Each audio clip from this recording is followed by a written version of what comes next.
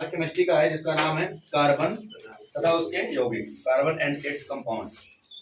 Carbon के बारे में पढ़ना है हमें चैप्टर में, और ये पढ़ना है कि कार्बन से बनने वाले कितने कंपाउंड्स होते हैं, कौन कौन से यौगिक होते हैं। तो हम तुम्हें बता दें कि हमारे ब्रह्मांड में या फिर हमारे पृथ्वी पर जितनी भी प्रकार की वस्तुएं बनी है उनमें लगभग 99% कार्बन से ही बनी है। सभी लगभग में सभी वस्तुएं जितने भी पदार्थ हैं वो सब किससे बने होते हैं? कार्बन। कार्बन एक लैटिन भाषा से शब्द लिया गया है और वहां पर उसका नाम था कार्बो। क्या नाम था? कार्बो। कार्बो मतलब होता है कोयला। कार्बो मतलब कोयला होता है, ठीक है। और ये हमारे जीवन में जितनी भी प्रयोग में आने वाली वस्तुएं हैं सब में पाया जाता है।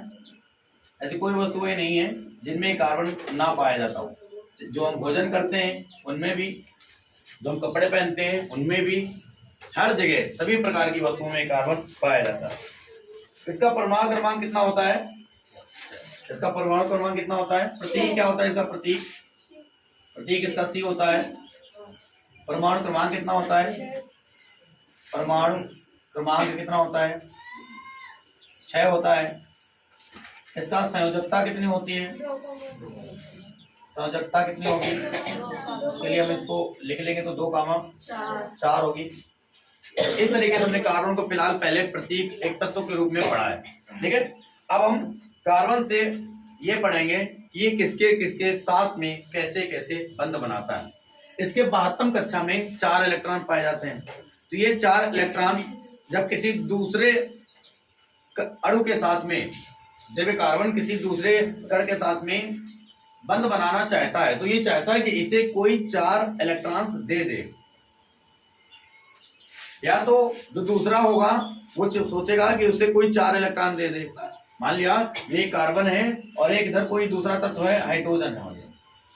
अब इसके पास 1 इलेक्ट्रॉन है, इसके पास 4 इलेक्ट्रॉन है लास्ट वाले का। ये चाहेगा कि इसके पास कितने और इलेक्ट्रॉन आ जाए कक्षा पूर्ण करने के लिए? 4, क्योंकि दूसरी कक्षा में इसके पास 8 इलेक्ट्रॉन होने चाहिए। पहली कक्षा में तो इसने भर लिए थे अपने 2, पहली कक्षा में कितने भर लिए थे? 2। अब बचे हुए थे 4, तो इसने ये 4 यहाँ पर भर लिए। अब इसको 8 चाहिए थे, 8 इलेक्ट्रॉन और चाहिए थे, 8 इलेक्ट्रॉन के लिए जगह खाली थी। तो ये किसी दूसरे तत्व के साथ में बंध बना लेगा और उससे 4 इलेक्ट्रॉन मांगेगा। तो मान लिया हाइड्रोजन के पास गया तो एक हाइड्रोजन इसको 1 दे पाएगा। तो हाइड्रोजन से बोला कि 2 और तुम ऐसा करो 4 लोगों को लेके आओ जिससे हमारी कक्षा पूरी कंप्लीट हो जाए। तो ये 4 हाइड्रोजन मिल करके ये जो कार्बन के बाहरी कक्षा थी इसको क्या कर देंगे? पूर्ण कर देंगे। इसलिए उसको हम ऐसे कह सकते हैं कि CH4 एक यौगिक बन जाएगा। और ये बना सहसंयोजी बंध द्वारा, मतलब दोनों ने एक दूसरे को बंध द्वारा बांध लिया है, जिसको हम इस तरीके से भी लिखते हैं, ऐसे भी उसको लिखते हैं। 4 बंध, कार्बन के 4 इलेक्ट्रॉन बार जो थे उन्होंने क्या कर लिया? साझा कर लिया हाइड्रोजन के साथ में और एक यौगिक बना लिया जिसका नाम क्या हुआ? CH, ठीक है। तो चलो हेडिंग हमारे पास थी सहसंयोजकता, कोवैलेंसी।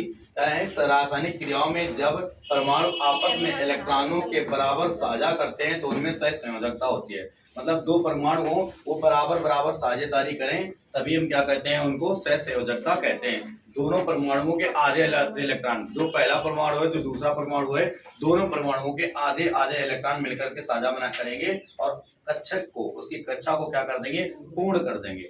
ऐसे हम इसको क्या कहते हैं? इसी को हम कहते हैं सहसंयोजकता, मतलब साथ साथ रह करके पूर्ण करना। चलो देखते हैं। इसमें एकल बंध, द्विबंध और त्रिबंध होते हैं। बंद कर दिया? बंद कर दो। देखो एक तत्व है जिसका नाम है हाइड्रोजन। हाइड्रोजन के पास 1 इलेक्ट्रॉन होता है। अब हाइड्रोजन अकेले नहीं चल सकता क्योंकि अंतिम कक्षा उसकी पूर्ण नहीं है।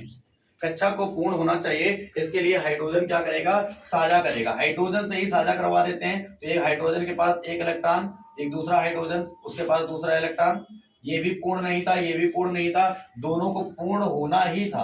पूर्ण होना था तो इसने क्या किया? इसके साथ साझा कर लिया 2 इलेक्ट्रॉन, इसकी कक्षा पूर्ण हो गई। इसने साझा किया तो इसके भी तो रहेंगे, ये भी पूर्ण हो गई। तो इस तरीके से हम कह सकते हैं कि दोनों हाइड्रोजन की कक्षाएं पूर्ण हो गई और दोनों ही खुश हैं। जैसे मान लिया दो बच्चे हैं और दो बच्चे दोनों को एक बैट खरीदना चाहते हैं और वो बैट 1000 रुपए का है, लेकिन 500 दोनों के पास रुपए पूर्ण नहीं है तो वो बैट खरीद सकते हैं। दोनों अगर ऐसे ही लिए रहते, झगड़ते रहते तो कभी भी बैट नहीं खरीद सकते थे। उन्होंने क्या कर लिया, अपने पैसों को मिलाया और पैसों को मिला करके वो बैट खरीद के ले आए। घर पहुंचे तो वो बैट किसका है? दोनों का ही है। दोनों का उस बैट पर बराबर अधिकार है, क्योंकि दोनों ने उस बैट पर बराबर इन्वेस्ट किया है। वो भी ले जा सकता है, वो भी ले जा सकता है। कोई भी ये नहीं कहेगा भैया तुम्हारा बैट है, तीसरा बंदा ये नहीं कहेगा उसका है तुम्हारा नहीं है, क्योंकि दोनों ही का बराबर अधिकार होगा, क्योंकि दोनों ने बराबर उस पर इन्वेस्ट किया है। उसी तरीके से ये यहाँ पर एक इलेक्ट्रॉन के साथ बंध रहा है, इसलिए इसको हम क्या कहते हैं? एकल आबंध कहते हैं। क्या कहते हैं? एकल आबंध कहते हैं। अब हम दिखाते हैं कि द्विआबंध क्या होता है। द्विआबंध कैसे होगा? जैसे हम तुमसे कहें हमारे पास एक दूसरा तत्व है जिसका नाम है ऑक्सीजन। हमने ऑक्सीजन ले लिया और ऑक्सीजन की अगर बात करें तो ऑक्सीजन को कितने नंबर पे होता है? 8 नंबर पे। कितने नंबर पे होता है? 8। तो इसको कैसे लिखते हैं? 2, 6। अब बेटा इसको अंतिम कक्षा की अगर बात करें, हम अंतिम कक्षा की बात करें तो यहाँ पर 2 ऐसा कर ले कि 2 यहाँ पर रख ले, 2 4 और 2 6। अब 6 इलेक्ट्रॉन इसके अंतिम कक्षा में है, इसको चाहिए कितने? 8। अब इसको 8 चाहिए तो ये कोशिश करेगा कि भैया कोई ऐसा मिल जाए जिसके पास भी 2 इलेक्ट्रॉन हो। जैसे इसको 2 चाहिए, उसको भी 2 चाहिए हो, तो हम दोनों को क्या कर लें? आपस में साझा कर लें। तो ये क्या करेगा? दूसरे ऑक्सीजन के पास गया। अब इसके पास भी कितने थे अंतिम कक्षा में? 6 थे। कितने थे अंतिम कक्षा में? इसके पास भी 6 थे। इसके इलेक्ट्रॉनों को हम ऐसे दर्शा लेते हैं, ऐसे दर्शा दिया हमने। इसके पास भी 6 थे। इन दोनों ने मिलकर के, पहले ये पूर्ण नहीं थे दोनों के दोनों, उसके पास 6 थे, उसके पास 6 थे, लेकिन अंतिम कक्षा में पूर्ण होने के लिए कितने चाहिए थे? 8। दूसरे कक्षा में पूर्ण होने के लिए कितने चाहिए? 8। तो ये दोनों आपस में मिल गए। उसने कहा भैया तुम्हारे पास भी 2 की कमी है और हमारे पास भी 2 की कमी है, ऐसा कर लो, साथ साथ आ जाओ। तो अब देखो इसने इसके साथ बंद बना लिया। अब इसके पास काउंट करो कितने? 4, 2 6 और 2 8। इसने भी बनाया हुआ है तो इसका मतलब इसके पास भी कितने? 4 और 4 8। दोनों ही खुश हो गए कि नहीं हो गए? ऑक्सीजन को क्या लिख सकते हैं? ऐसे हाइड्रोजन को H2, ऑक्सीजन को क्या लिखेंगे? तो यहाँ पर 2 इलेक्ट्रॉन साझा कर रहे हैं। कितने इलेक्ट्रॉन साझा कर रहे हैं? 2 इलेक्ट्रॉन साझा कर रहे हैं, इसलिए इस ऐसे बंध को क्या कहते हैं? द्विआबंध कहते हैं। ठीक है, कितने इलेक्ट्रॉन साझा कर रहे हैं? 3 इलेक्ट्रॉन को साझा करा दें। 3 इलेक्ट्रॉन को आते हैं नाइट्रोजन पर। एक हमारे पास होता है तो नाइट्रोजन कितने नंबर पे होता है बेटा? 7 नंबर पे। पहले कक्षा में, दूसरे कक्षा में इसको कितना चाहिए? 3 चाहिए ना। तो यहाँ पर 3 इलेक्ट्रॉनों को ये साझा करेगा दूसरे नाइट्रोजन के साथ में। तो 5 को हम ऐसे रखेंगे, एक यहाँ रख दिया वाली और एक यहाँ रख दिया, तो 3 हमने यहाँ पर रख दिया। इसके ये 3 साझा करेंगे तभी काम चलेगा। ये नाइट्रोजन जो है वो 3 इलेक्ट्रॉनों का किसी दूसरे नाइट्रोजन के साथ जब साझा करेगा तभी ये पूर्ण हो पाएगा। तो ये दूसरे नाइट्रोजन के पास गया, उसके पास भी 5 एक्स्ट्रा थे, तो उससे बोला कि भैया साझा कर लो। तो ऐसा करो, ये दोनों लोगों का काम चलने लगे। तो दूसरे नाइट्रोजन के पास गया, दूसरे नाइट्रोजन ने इसे साझा करने के लिए हामी भर दी। अब देखो यहाँ पर ये इसके साझा किया। अब बताओ इसके पास कितने हुए? 3 और 3 6 2 8। इसके पास भी कितने हो गए? 8 हो गए। तो ये क्या कहलाएगा? त्रिआबंध कहलाएगा। इसने क्या किया है? 3 इलेक्ट्रॉनों को साझा किया है। जब 3 इलेक्ट्रॉनों को साझा करोगे तो क्या हो जाएगा हमारे पास? N2। 3 इलेक्ट्रॉनों को साझा। यहाँ पर एकल आबंध, इसको क्या कहोगे? एकल आबंध। ठीक है, इसको क्या कहोगे? द्विआबंध।